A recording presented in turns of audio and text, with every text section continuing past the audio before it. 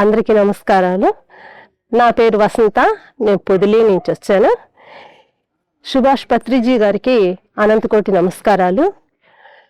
నేను ఇక్కడికి కాస్మిక్ ర్యాలీకి వచ్చాను.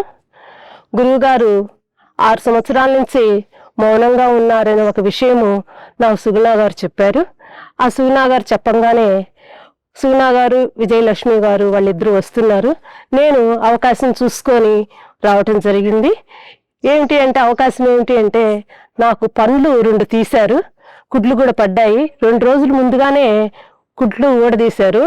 అయినా కానీ అది డాక్టర్ ఇంకా కొన్ని రోజులు టైం పడుతుంది అని అన్నా కానీ ప్రకృతిలో ఒళ్ళో ఉండాలి అని నాకు చాలా రోజుల నుంచి ఉండింది. ప్రకృతిలో ఉంటే నాకు నేను తెలుసుకోవటానికి త్వరగా అవకాశం ఉంటుంది అనే ఉద్దేశంతో నేను వచ్చాను. ఇక్కడికి రావటం జరిగింది.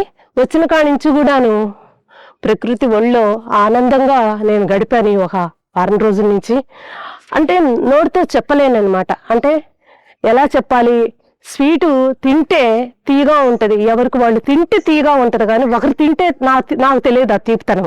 అట్లానే ఈ ప్రకృతి ఒళ్ళో ఇక్కడికి వచ్చి ధ్యానం చేసుకొని మౌనంగా ఉండి గురువు గారి ఒక సన్నిధిలో మనం ధ్యానం చేస్తే ఆ ఒక్క ఆనందము, అనుభూతి అనేది ఆ స్వీట్ ఎలా ఉంటే నేను తిని మీకు ఎలా చెప్పగలను అలా చెప్పే అంత ఒక్క ప్రకృతి ఒళ్ళో ఇక్కడ చాలా చక్కగా ఉండింది. అంటే ఒక మాట చెప్పాలి అని అంటే అక్కడ ఇక్కడ అని లేదు, సర్వంత్రియామి. ఎక్కడ ఉన్నాడు సర్వంత్రియామి అని ఒక ప్రహ్లాదుడు తండ్రికి చెప్పినట్టు మనం ఎక్కడెక్కడో తిరుగుతున్నాము, మనకు దొరకట్లే. ఎందుకంటే బయట ఎక్కడ పెట్టినా కానీ సౌండ్లు, పొల్యూషన్లు అన్నీ ఉన్నాయి. ఇక్కడికి వచ్చేవరకు ఏమిటంటే ఈ కాశ్మీర్ ర్యాలీ ఒక పెరుమింటి దగ్గరికి వచ్చేవరకు ఏమిటంటే ప్రకృతి ఒళ్ళో 24 గంటలు ప్రకృతి ఒళ్ళో ఎలాంటి సౌండ్ లేకుండా, ఎలాంటి పొల్యూషన్ లేకుండా చక్కగా నాకు అసలు నోటితో చెప్పలేనండి. ఎక్కడ పట్టినా కానీ అణువు కూడా ఎనర్జీతో నిండిపోయింది. ప్లస్ ఇంకేమిటి అని అంటే ప్రకృతం మమక్కమయ్యి మనసును తీసేసి పరమాత్మతో మనము ఉండేంత అవకాశం ఇక్కడ ఉండిందనమాట.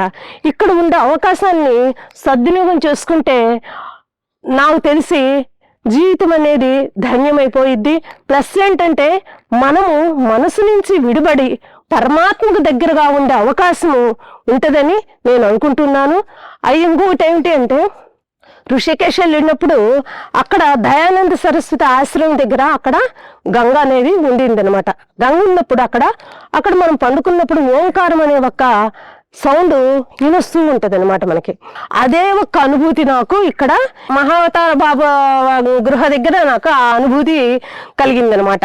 అయితే చక్కగా అప్పుడు మనం ఋషికేశ్ మనం పోలేము. చాలా మందిని పోవాలంటే మనకు తోడు కావాలి, డబ్బు కావాలి, సమయం కావాలి, ఎంతో అక్కడికి శ్రమతో కూడిన పని, డబ్బుతో కూడిన పని, టైంతో కూడిన పని. కాబట్టి అక్కడికి పోలేని వాళ్ళందరూ కూడాను ఇక్కడ సద్వినియోగం చేసుకోవచ్చు అని నాకు ఒక అభిప్రాయం వచ్చిందనమాట.